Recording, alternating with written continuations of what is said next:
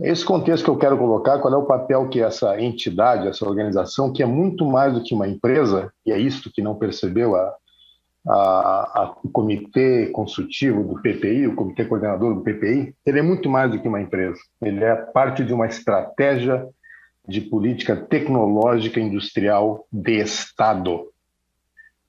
A avaliação do valor presente líquido, posso dizer à sua secretária Marta Seiler, como foi apresentado por um técnico seu recentemente, de que o valor presente líquido é negativo desta empresa, usa apenas uma das mais de meia dúzia de metodologias de avaliação de empresas, sendo que o fluxo de caixa descontado ao valor presente líquido é apenas um desses mecanismos. E esta empresa não se mede pelo seu fluxo de caixa, e isto não deve ser entendido. A estratégia brasileira para semicondutores, um pouco da inserção global, o cenário de desenvolvimento tecnológico no Brasil, quais são os ativos dessa empresa e fazer propostas concretas ao Congresso Nacional, que é, afinal de contas, quem promove essa discussão. Espero que esteja me escutando um pouco sobre a minha pessoa. Sou engenheiro físico, tenho 40 anos de experiência na área de microeletrônica. Eu fiz doutorado, fui pesquisador visitante na Universidade de Stanford por mais de 7 anos, no Vale do Silício. Na década de 80, muito antes que os senhores tivessem sabido que existia um Vale do Silício com importância como tem hoje. Sou professor titular na URGS, na área de informática, e presidi a Fundação Estadual FAPERGS e fui ex-presidente de associações científicas nacionais e mundiais. Está incorreto aí a minha apresentação dizendo que eu sou diretor técnico. Eu fui diretor técnico da Associação Civil CEITEC, que foi uma entidade criada em 2002 com sede em Porto Alegre. É uma entidade de terceiro setor que chamou a si, desde 2002, começar a atividade semente de design de chips para a atividade que seria depois associada a ela, a atividade fabril. Se os senhores lerem a Lei 11.759, que foi aprovada pelo Congresso em julho de 2008, a Associação Civil CEITEC, essa do qual eu fui diretor técnico e participei do seu planejamento, ela teve seu patrimônio transferido para a empresa CEITEC, isso está no artigo 5º da Lei 11.759, que autorizou a União a criar a empresa CEITEC. Então, eu participei no início de 2001, 2002, até 2008, quando foi criada a empresa, né, de uma discussão. Uma das discussões é como é que seria a institucionalização desse empreendimento tecnológico de importância estatal. Foram consideradas 3 possibilidades. Uma delas era qualificar como organização social a então Associação Civil CEITEC. Essa opção foi solicitada por 4 ministros de estados ao governo federal, porém não foi implementada. Se optou pela terceira opção, que seria instituir uma empresa estatal de capital fechado pela União. Essa decisão foi tomada ao final de 2006 e o PL tramitou no Congresso 2007 e 2008. A segunda opção, que seria uma fundação de pública de direito privado, foi descartada por outros motivos.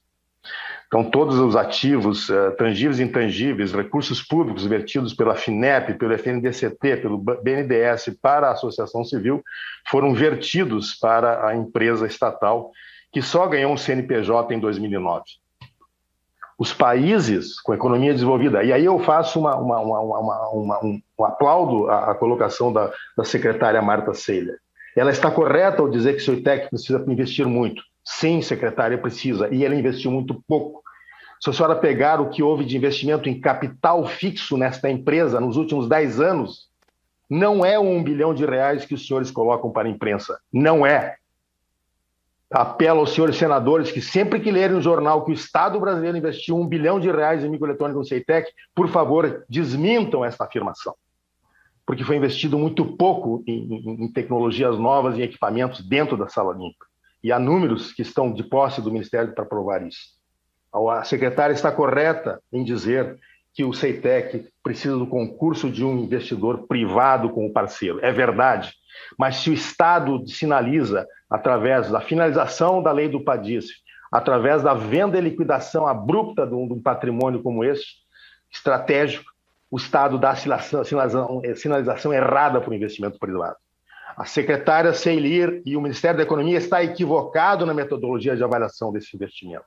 E digo mais, está equivocado numa visão estratégica. porque os senhores estão incorretos. Eu vou citar uma lista de investimentos estatais que são feitos em conjunto pelo Estado coreano, pelo Estado taiwanês, pelo Estado chinês, pelo Estado da Malásia, pelo Estado dos Estados Unidos, pelo Estado da União Europeia, pelo grupo da União Europeia. O Estado investe e ele puxa o investimento privado, senhores. O Estado saindo fora não puxa o investimento privado nessa área, porque essas economias desenvolvidas fazem essa atividade financiadas também pelos governos, tá? E através dos mecanismos já citados pelo senador, compras públicas, encomendas tecnológicas inovadoras, por subsidiar os recursos de P&D das empresas, tá? Isto o Estado faz com essas grandes empresas dessa área. E elas apoiam e protegem suas empresas de tecnologia. E o quadro que está aqui mostrado, o orçamento do MCTI, tirando os recursos de pessoal e bolsas, é esta ladeira abaixo que verifica-se de 2010 para cá. Hoje, tá, com o contingenciamento do FNDCT já referido, com o descumprimento pelo governo atual da lei complementar aprovada em dezembro, com todo o esforço do Congresso Nacional, com mais de 470 votos dos deputados, com a maioria dos senadores, quase a maioria absoluta dos senadores Alci votou pela lei complementar, continua contingenciando 7 bilhões de reais. E veja bem, para comprovar a senhora Marta Seiler que o valor presente líquido não é a maneira de você avaliar uma empresa pública na área de pesquisa e desenvolvimento, olhe o orçamento da Embrapa. A Embrapa não se mede a importância dela pelo que ela fatura menos o que ela custa, que dá negativo. O orçamento executado da Embrapa em 2020 foi 2,8 bilhões, mesmo depois de 21% bloqueado. Todo o setor agropecuário do Brasil reconhece a importância das mais de 100 unidades de pesquisa da Embrapa feitas pelo Brasil. A CEITEC nada mais é do que uma unidade de pesquisa da indústria eletrônica estratégica para o Brasil, como é uma pequena unidade do cacau da Embrapa na Bahia para a indústria cacaueira, como é para a exploração sustentável da Amazônia, como é no setor de centro de biotecnologia da Embrapa em Brasília. São centros de P&D, não se mede por despesa menos receita, senhora Marta. Essa CEITEC tem uma dotação que já foi de 82 milhões de reais em 2020 e 63 milhões é a dotação dela para 2021. Tá? Foram liquidados em 2020 60 milhões, na verdade, de recursos. O custo de pessoal são menos de 40 milhões, investe em P&D, os custos de P&D e produção são menos de 16 milhões. Para o chamado equilíbrio fiscal, senhora Marta, isso não representa nada, é 0,01% de variação da Selic, da taxa Selic, que é mudada por 9 pessoas no Banco Central. A FINEP é uma empresa pública, ela gera o FNDCT, que tem mais de 7 bilhões de reais bloqueados. E o governo devia se perguntar por que, havendo mais de 2 bilhões de recursos na FINEP para investir em P&D, por que as empresas não estão tomando esse recurso? E dizer para a sociedade que o FNDCT está disponibilizado em mais de bilhões, mais de 2 milhões e meio está sendo não usado pelo Ministério, é mentir para a sociedade. A CEITEC tem uma capacidade comercial e técnica incomparável. Não existe outra empresa ou atividade no Brasil que cubra todo o espectro da microeletrônica, que tem know-how desde o design de sistemas até o design de chip e a possibilidade de fabricação. Não há empresa brasileira que tenha produto com certificação de chip certificado internacionalmente como produto, como tem o CEITEC no chip do passaporte, que foi um investimento de alguns milhões de reais em engenharia, foi produzido, foi certificado no exterior, e a Casa da Moeda se recusa desde 2017 a comprar uma única unidade desse chip do passaporte. E nós consumimos cerca de 4 a 6 milhões desses chips por ano. Não há outra empresa no Brasil, repito, que tenha capacidade de microfabricação de chips com qualidade industrial. Essa que está no prédio de trás aí da fábrica que referiu a secretária Marta. Tá? Nenhuma sala limpa operacional existe na América Latina com qualidade industrial. Eu vou repetir aos senhores, porque sou conhecedor do cenário internacional. Nenhuma empresa ou laboratório estatal ou universitário tem uma sala limpa de 1.500 metros quadrados, 1.060 metros quadrados de classe 5, ISO 5 operando na América Latina. Tá? A chamado encapsulamento de chips ocorre em 670 metros quadrados de sala limpa, que custa bem menos para operar do que os 1.060 metros quadrados de sala limpa. Quanto à venda dos ativos, foi referida pela secretária Marta que uma das missões do senhor liquidante é fazer a liquidação, a venda de ativos. Muito bem. O ativo fábrica, instalações e equipamentos, quando ele foi implantado, começou a obra em maio de 2005 e foi entregue pela empresa apenas em 2012, isso explica muito do atraso da empresa, porque demorou-se mais de 7 anos para realizar todo esse investimento, orçou em torno de 160 milhões de dólares. Para construir um ativo idêntico, qualquer empreendedor privado teria que investir 160 milhões de dólares para ter uma sala limpa do mesmo tamanho. Não estou falando nos equipamentos de processos. Nos equipamentos de processos, o Estado brasileiro, o MCTI, não autorizou nenhum investimento para que a empresa pudesse competir em outros segmentos de mercado. Repito, não houve um investimento de R$1 bilhão na Ceitec, como está estampado nos jornais. Outra coisa, para mostrar aos senhores que quem avança primeiro, quem dá a sinalização é o Estado, eu vou dar o exemplo do Taiwan. O Taiwan tem um instituto estatal chamado Industrial Technology Research Institute. Ele trabalha para e passo, financiado pelo Estado, para fazer a pesquisa pré-competitiva para a maior empresa de chips, não é a maior, mas é a quarta maior empresa em faturamento de chips, que chama-se TSMC, que estava ontem na matéria do Fantástico. A Coreia do Sul, nos anos 67, mais ou menos na mesma época que nós fizemos o CPQD, nos anos 70, ela fez o ETRI, que é um instituto estatal. Ele trabalha com a Samsung e com os principais fabricantes de chip e é onde faz o subsídio ao P&D das empresas. O Japão, para o setor de microeletrônica, tem o AIST, como tem para a área de polímeros, como tem para a área de outras. O IMEC da Bélgica é um instituto que recebe 60% do financiamento dele, estatal do governo da Bélgica, e é um instituto de classe mundial. Quando o Ceitec foi projetado em 2000, o que nós tínhamos em mente é fazer aqui um laboratório tipo IMEC de classe industrial para ser um laboratório de microfabricação para as outras. Eu não vou falar no caso da Alemanha, que o investimento só na área de microeletrônica previsto para os próximos 10 anos em 350 bilhões de euros em 10 institutos Fraunhofer. O Brasil consome de 2,3% a 2,5% da produção mundial de chips. Chip é um bem industrial intermediário, ou seja, eu estou afirmando aos senhores que cerca de 13 bilhões de dólares, está errado aqui, 13 bilhões de dólares, né, esse valor aqui, são consumidos no Brasil de chip. Ok? Segundo a estimativa de estudos que eu realizei para a BINE há já algum tempo. E mais, os empreendimentos, tá, que são beneficiados pelo Programa de Apoio ao Desenvolvimento de Semicondutores no Brasil, 5 empresas produzem 13 bilhões por ano no Brasil, só naquelas etapas em que o Ceitec não se especializou. Ou seja, o PADIS, né, o setor privado existente no Brasil, faz uma complementariedade, né, e não faz nenhuma competição com o Ceitec. E eu sei que muitas dessas empresas sediadas no Brasil estiveram na mesa com a senhora Marta e sua equipe para discutir sobre o que fazer com o Ceitec. Não é assim numa mesa que se discute estratégia de governo com todos os atores, inclusive com o Congresso Nacional. A complementaridade dessas empresas com o Ceitec evidencia que elas não têm interesse em comprar a sala limpa do Ceitec, porque elas atuam nas etapas finais de encapsulamento, eu posso explicar isso tecnicamente depois. Ou seja, o Ceitec é um empreendimento estratégico, não se avalia do jeito que foi avaliado pelo comitê do PPI, tá? O Estado brasileiro, na área de defesa, na área espacial, mísseis, etc., não vai comprar eletrônica e componente em nenhum lugar do mundo, muito menos os países avançados que não os vendem pelo ITAR, pelo chamado International Technology Agreement on Restriction. Tá? Então, não existe a possibilidade. E a eletrônica está em tudo, está nos bens do agronegócio, está em todas as coisas, na indústria 4.0.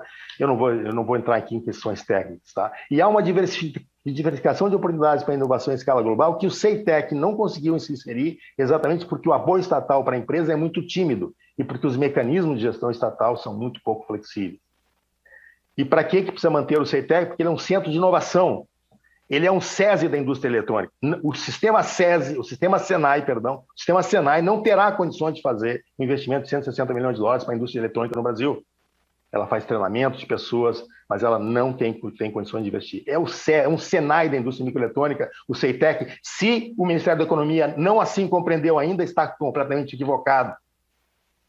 Inovação em que o Ceitec faz? Em design de chips. Há outras empresas pequenas no Brasil que fazem isso. Há uma multinacional chamada NXP que tinha 180 empregados, certo? Em Campinas, fazendo design de chips. O Brasil tem competência para isso.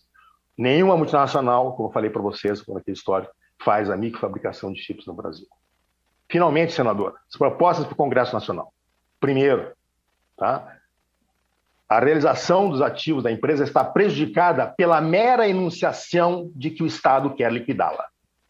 Repito ao Ministério da Economia, a todos os senhores, e do Ministério da Ciência e Tecnologia, no momento que os senhores anunciaram publicamente que a empresa sai liquidada, os senhores depreciaram os ativos e eu lhe provo isso.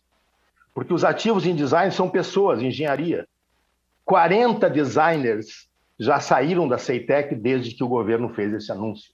Eles trabalham para 2 empresas multinacionais e continuam os 40 engenheiros em Porto Alegre, teletrabalhando. A autorização federal, de lei federal necessária para a liquidação, paralisar o processo é uma delas. Solicitaram ao MCTI que o escopo do edital 14 seja alterado. Esse que vocês estão prorrogando tem um escopo equivocado. Por que está equivocado, senhores do Ministério? Porque vocês não olharam exatamente para o ativo mais estratégico que precisa ser preservado para ser realizado, que é exatamente a sala limpa. Está fora do escopo do edital a manutenção da infraestrutura física. Isso está equivocado. O Estatuto da Empresa, criada pela Lei 11.759, previa um conselho técnico consultivo na empresa. Esse conselho nunca existiu, nunca foi instituído, por diversos governos serem muito relapsos nesse aspecto. O conselho de administração dessa empresa nunca teve um empresário, nunca teve um técnico no seu conselho de administração. Sempre foram pessoas ligadas aos ministérios. Tá? Tem que ser nomeada uma diretoria executiva profissional e um conselho de administração com participação de entidades de outros setores, empresários da área tecnológica, como, por exemplo, o PID Brasil, da área de TI, a Associação Brasileira de Indústrias e Semicondutores, que representa 25 empresas da área do setor Brasil, a Sociedade Brasileira de Microeletrônica, que existe desde 1985 no Brasil e jamais foi escutada sobre esse aspecto. A Federação das Indústrias, ou CNI. 15 segundos. O PADIS, precisa ser estendida essa lei para além de 2022. A Lei 11.484, que implementa o Programa de Apoio ao Desenvolvimento de Indústrias e Semicondutores, foi um complemento, foi a sinalização para o setor privado de que esses incentivos iriam ser dados. Na verdade, das 22 empresas brasileiras, apenas 5 delas contribuem com um faturamento de 5 bilhões de reais. É necessário sinalizar para o investidor privado que o Programa de Apoio ao Desenvolvimento de Indústrias e Semicondutores terá continuidade. Os incentivos acabam em 2022 e, dependendo de quando a empresa habilitou o seu produto e seu projeto, vai poder usufruir os incentivos até a expiração dos mesmos. Tá? Outra coisa, o CEITEC deve priorizar sua inclusão estratégica no programa de parcerias públicas. Nós não somos contra o programa de parcerias públicas e privadas. O que nós estamos dizendo é que o PPI do Ministério da Economia não fez um esforço correto, porque não se anuncia antes que você vai entregar, né, e vai liquidar um ativo para depois você anunciar que você quer fazer uma parceria com ele. Tá? E sim, eu concordo com a Secretaria do Ministério da Economia que é necessário ter parceiros tecnológicos para a microeletrônica. É indispensável fazê-lo. Se isso é possível no contexto de uma estatal, temos que estudar. Se precisar uma estruturação diferente, façamos. Mensagem final é que o design de chips, tá, é essencial. A microfabricação é uma infraestrutura que não é para servir uma única empresa, não é para ser tech serviço dela própria, é para inovar em outros segmentos, no setor de biotecnologia, no setor de infraestrutura, serviços públicos, tudo, mobilidade e o TIC em tudo. Muito obrigado, está aqui meu e-mail e eu contestarei, como cidadão brasileiro, tá, as falácias que são colocadas aqui para a sociedade sobre o investimento no CEITEC. O Brasil investiu quase nada em microeletrônica.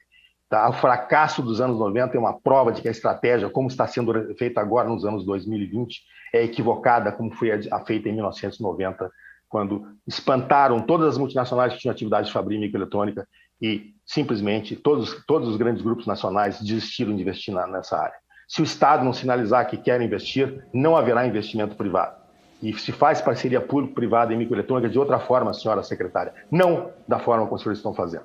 Tá? Segurem a mão do liquidante, porque ele dilapidará o patrimônio público no momento que ele anuncia que está liquidando e vai vender, e se não vender, vai fechar. Não, ao fechar de uma forma irresponsável, estará lesando e terá que responder por lesão ao patrimônio público.